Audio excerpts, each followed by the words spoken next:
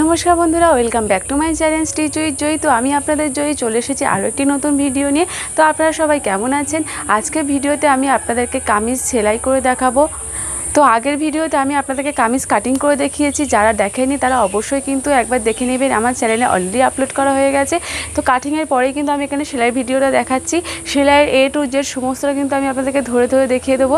আর এখানে আরেকটা কথা বলে রাখি, এখানে কিন্তু গুরুত্বপূর্ণ টিপস দিয়ে আমি কিন্তু সেলাই ভিডিওটা দেখাবো, একটু আপনারা মিস করবেন না। এখানে সামনে পিছনে গোল গলা হচ্ছে আর পিছনে দড়ি হচ্ছে। পট্টি যে বসাই, পট্টির সাথেই কিন্তু আমি আপনাদেরকে দড়িটা বসিয়ে দেখাবো। এক্সট্রা করে কিন্তু আপনাদের আর দড়িটা বসাতে হবে না। দড়ির ফিনিশিংটা কিন্তু খুব ভালো হয় আর দড়িটা কিন্তু খুব মজবুতও হয়। তো এই কামিজ সেলাইয়ের সময় আমি আপনাদেরকে আর একটা জিনিস দেখিয়ে দেবো। আমাদের যে ওপেন অংশটা শুরু হয়, মানে কামিজের যে ওপেন অংশটা শুরু হয়, সেখানে দেখবেন মানে কামিজটা কিছুদিন পরার পরে ওই জায়গাটা একটু ছিঁড়ে ছিঁড়ে যায়, মানে বারবার কামিজটা খোলা ফেলা করার পরে ওই জায়গাটায় মানে সেলাইটা খুব একটা মজবুত থাকে না, তো তাই ছিঁড়ে যায়। তো আমি এখানে দেখুন পট্টি দিয়ে কত সুন্দরভাবে ফিনিশিংটা করেছি। এইভাবে করলে মানে এই জায়গাটা কিন্তু খুব মজবুত হয়, ফলে কিন্তু ছিঁড়ে না। তো যাদের সমস্যা হয় মানে কিছুদিন কামিজ পরার পরে এই জায়গাটা ছিঁড়ে যায় বা এই জায়গাটা থেকে সেলাই খুলে যায়, তো এই নিয়মে সেলাই করবেন, তাহলে দেখবেন আপনাদের কামিজ কিন্তু খুলবে না বা সেলাই কিন্তু খুলবে না। তো তার জন্য কিন্তু সম্পূর্ণ ভিডিওটি দেখতে হবে, ভিডিওটি দেখলে আপনাদের আর কোনো সমস্যাই থাকবে না। তো চলুন ভিডিওটি শুরু করা যাক। তো সবার প্রথমে দেখুন এখানে আমি সামনের পার্টটা নিয়ে নিয়েছি, আর এটা হলো আমাদের এবার পিছনের পার্টটা। তো দুটো আমি সোজা দিকের ওপর সোজা দিকটা রেখেছি, রেখে প্রথমে কিন্তু আমাদের এখানে পুট লাইনটা সেলাই করতে হবে। তো আপনারাও মানে কামিজ এরকম মানে সামনের পার্ট আর পিছনের পার্টটা একটার ওপর একটা রেখে দেবেন, রেখে প্রথমে পুট লাইনটা এখানে সেলাই করবেন। আর এখানে আমি প্রথমে পিন দিয়ে আটকে নিয়েছি, যাতে সেলাই করার সময় যাতে না কাপড় সরে যায়। আর এখানে কিন্তু আমি 1/2 ইঞ্চির গ্যাপ দিয়ে পুট লাইনটা সেলাই করে নিচ্ছি। তো দুদিকের পুট লাইনটা আমার এখানে সেলাই করা হয়ে গেছে। তো দেখুন এখানে তো আমার সামনের পিছনে গোল গলা হয়েছে, তো তাই জন্য এখানে আমি পট্টি বসিয়ে নেব। এখানে আমি আর পেপার পেস্টিং ইউজ করছি না। তো তার জন্য এখানে আমি তিরছা পট্টি কেটে নিয়েছি, কেটে নিয়ে একটা বড় সাইজের পট্টি করে নিয়েছি, মানে জুড়ে জুড়ে একটা বড় পট্টি করে নিয়েছি। এবার কীভাবে বসাচ্ছি দেখুন। তো এখানে আমি দড়ি করে নিয়েছি দুটো। আমি কিন্তু এই পট্টির সাথে কিন্তু দড়িটাকে বসিয়ে নেবো, আলাদাভাবে কিন্তু আর বসাবো না। তো দড়ি আমাদের পিছনের দিকে বসবে, তার জন্য এখানে প্রথমে পিছনের সাইডটাকে আমি মার্ক করে নিলাম। এবার আমি এই পুট লাইন থেকে 2.5 ইঞ্চি নিচে দাগ দিয়ে দিচ্ছি। এটা কিন্তু একদম পারফেক্ট মাপ, এই মাপে আপনারা করবেন, দেখবেন আপনাদেরও দড়িটা মানে ঠিকঠাকভাবে বসবে। তো 2.5 ইঞ্চি নিচে দাগ দিয়ে নিয়েছি। এবার পট্টিটা কিন্তু আমি পিছনের দিক থেকে বসাবো, বসিয়ে আমি আবার পিছনের দিকে মানে ফিনিশিংটা করব। এতে কিন্তু দেখতে ভালো লাগে। তো পট্টিটা যেখান থেকে বসাচ্ছি সেই মুখটা আমি প্রথমে দেখুন একটুখানি মুড়িয়ে নিয়েছি। কেন মুড়িয়ে নিয়েছি সেটা আপনারা পরে বুঝতে পারবেন। আর পট্টিটা দেখুন আমি সোজা দিক থেকে বসাচ্ছি, সোজা দিকের ওপর সোজা দিকটা রেখেছি, মানে পট্টির সোজা দিক আর কাপড়ের সোজা দিক, সোজা দিকের ওপর সোজা দিকটা রেখে এবার আমি 1/2 ইঞ্চির গ্যাপ দিয়ে পুরোটা রাউন্ড করে কিন্তু পট্টিটাকে বসিয়ে নেব। এবার যেখানে আমি দড়িটাকে বসাবো তার জন্য এখানে আমি দাগ দিয়ে নিয়েছিলাম, তো দেখুন সেই দাগের কাছে চলে এসেছি। এবার এখানে দড়িটাকে বসিয়ে নেব। তার জন্য দেখুন একটুখানি আমি মানে যেখানে দাগ দিয়েছি সেখানে আমি দড়িটাকে রাখলাম, আর একটু ভিতরের দিকে মানে একটু দেখতেই পাচ্ছেন একটুখানি বেশি করেই রেখেছি, যাতে মানে মজবুতভাবে পট্টিটা মানে দড়িটা যাতে বসে যায় পট্টির সাথে। তো এবার দেখুন এই যে আমাদের পুট লাইনে যে সেলাই করেছিলাম সেই সেলাইয়ের মুখটা যেন সবসময় সামন দিকে থাকে, এটা অবশ্যই খেয়াল করবেন যখন আপনারা পট্টিটা বসাবেন। তো এইভাবে কিন্তু আমি দেখুন মানে 1/2 ইঞ্চি না, এখানে 2 সুত গ্যাপ দিয়ে কিন্তু সেলাইটা করছি। তো এইভাবে সেলাই করে করে আমি অপর সাইডে চলে এসেছি। এখানে আমি সেম একইভাবে দড়িটাকে বসিয়ে নেব। এখানে কিন্তু পট্টির কাপড়টা একটু হালকাভাবে টানবেন, খুব মানে প্রেশার দিয়ে টানবেন না, একদম হালকা হাতে টানবেন। তো যেখান থেকে সেলাইটা শুরু করেছিলাম মানে পট্টিটা বসানো শুরু করেছিলাম সেখানে চলে এসেছি। এবার যে আমরা পট্টি যে বসানো শুরু করেছিলাম তার কিছুটা ছেড়ে কিন্তু আমি পট্টিটাকে সেলাইটাকে শেষ করব, একদম কিন্তু মুখোমুখি করব না। তো দেখুন যেখান থেকে শুরু করেছিলাম তারপরেও কিছুটা মানে বসিয়ে নিয়েছি পট্টিটাকে, বসিয়ে এবার যে এক্সট্রা কাপড়টা আছে সেটা আমি কেটে বাদ দিয়ে দিচ্ছি, বাদ দিয়ে দিয়েছি। এবার কি করব, এই যে 2 সুত গ্যাপ দিয়ে যে সেলাইটা করেছিলাম এইটা এবার আবার কিছুটা গ্যাপ দিয়ে দিয়ে কিন্তু আমাদের মানে কাট লাগিয়ে নিতে হবে, মানে কেটে নিতে হবে, যাতে আমরা যখন পট্টির কাপড়টা পিছনের দিকে নিয়ে যাই খুব সহজেই পট্টির কাপড়টা পিছনের দিকে চলে যায়। তো কিছুটা গ্যাপ দিয়ে দিয়ে পট্টির কাপড়টাকে কেটে নিয়েছি।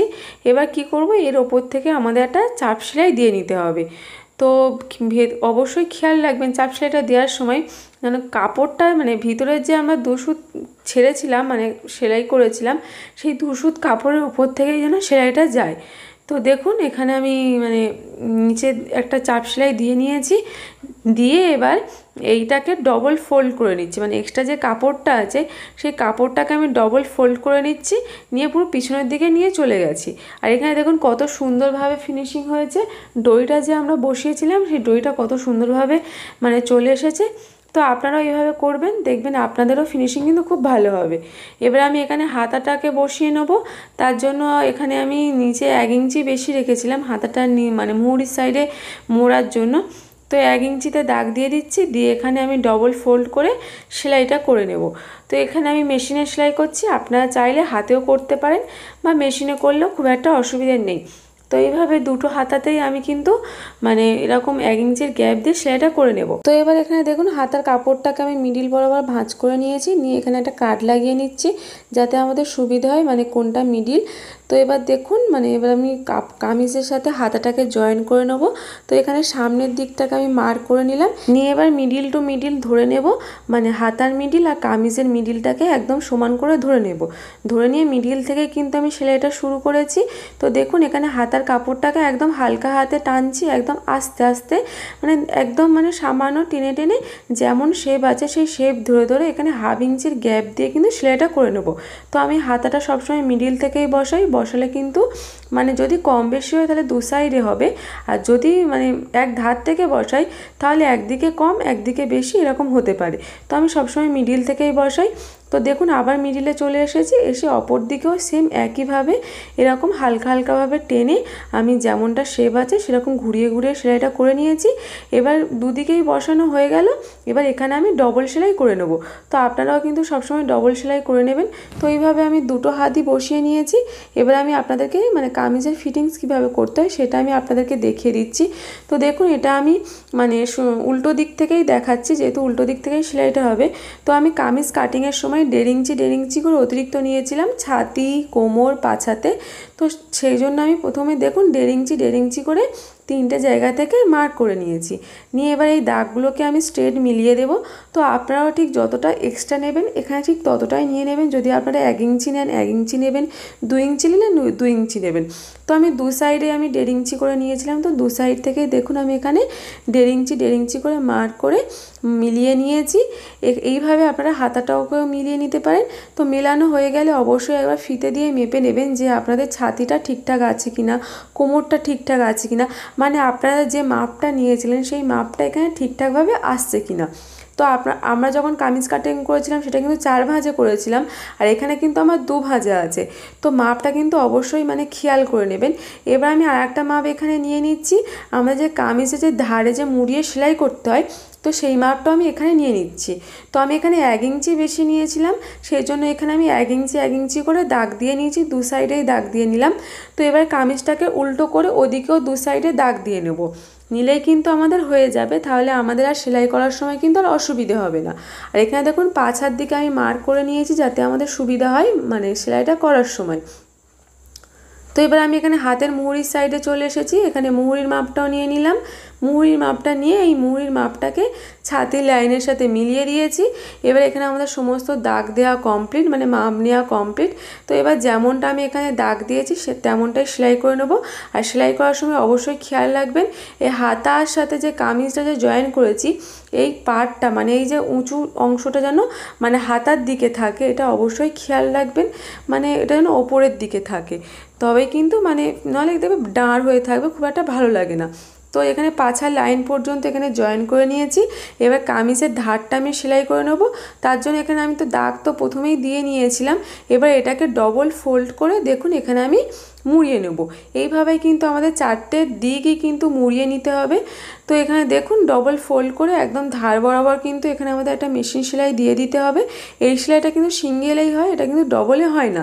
এবার এই যেখানে মানে জয়েন্টটা শেষ হচ্ছে সেখান থেকে আমি সিম্পলভাবে মানে ছুঁচটাকে আমি বের করে নিচ্ছি। এখানে কিন্তু কোনো আমি মজবুত সেলাই দিচ্ছি না, এটা আমি পরে আমি আপনাদেরকে দেখিয়ে দিচ্ছি কিভাবে করছি। তো এইভাবে কিন্তু আমি 4টে দিকই সেলাই করে নিয়েছি। তো দেখুন এখানে সেলাই নর্মাল যেমন সেলাই করে সেরকমই করে নিয়েছি। এবার আমি আপনাদেরকে মিডিলটা করে দেখাবো কিভাবে মজবুত সেলাই করতে হয়। তার জন্য দেখুন এখানে আমি একটা টুকরো কাপড় কেটে নিয়েছি। আপনারাও কিন্তু এইভাবে করবেন, আপনাদেরও কিন্তু কামিজ অনেক লং লাস্টিং হবে, মানে কামিজ কিন্তু ছিঁড়ে যাবে না। এটা তো আমার খুবই সমস্যা হয়, মানে আমার প্রায় কামিজ এখান থেকে ছিঁড়ে যায়, তার জন্য আমি এইভাবে সেলাই করি, এটা কিন্তু অনেক মজবুত হয়। তো এখানে আমি একটা টুকরো কাপড় নিয়ে নিয়েছি, একদম সরু কাপড়। এটাকে আমি মানে ফোল্ড করে নিয়েছি যাতে না সুতো যাতে না ওঠে, তাই দুটো মুখ মুড়িয়ে এখানে একটা সেলাই করে নিচ্ছি। নিয়ে একটা ফিতের মতন একটা আকার করে নিচ্ছি। নিয়ে এবার এটাকে আমি দুটো অংশে ভাগ করে নেব, যেহেতু এটা আমাদের দুদিকেই লাগাতে হবে। তো মিডিল থেকে কেটে নিচ্ছি, নিয়ে এটা আমি দুটো অংশ করে নিচ্ছি। নিয়ে এবার কিভাবে করছি ভালো করে দেখুন। তো যেখানে আমাদের জয়েন্টটা শেষ হচ্ছে সেখানেই কিন্তু এটা কিন্তু সেখানেই বসাতে হবে, তবে কিন্তু এখানে মজবুতভাবে বসে থাকবে। তো দেখুন প্রথমে একটা কোণ মানে একটা মাথা মুড়িয়ে নিয়েছি, মুড়িয়ে এর ওপরে ঠিক রেখে দেব। রেখে দিয়ে এর ওপর থেকে আমরা 2-3 বার সেলাই করে নেব, মানে নর্মাল মানে লম্বা লম্বাভাবে সেলাই করে নেব। আর এর দুটো মুখ কিন্তু মোড়া থাকবে যাতে না মানে ধার থেকে যাতে না কোনোটা সুতো ওঠে, তো এটা অবশ্যই খেয়াল করবেন। করে এখান থেকে আপনারা মানে এর ওপর থেকে আপনারা 2-3 বার সেলাইটা করে নেবেন, নিলেই দেখবেন আপনাদের কমপ্লিট হয়ে যাবে। আর এটা কিন্তু খুবই মজবুত হয়।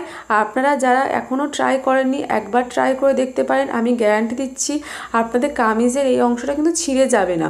প্রথম কিন্তু কামিজটা ঠিকঠাক থাকে, কিন্তু দেখা যায় যে বারবার পরার পরে কিন্তু কামিজটা এই জায়গাটা থেকেই ছিঁড়ে যায়, মানে এই জায়গার সেলাইটা খুবই মানে অতটা মজবুত হয় না।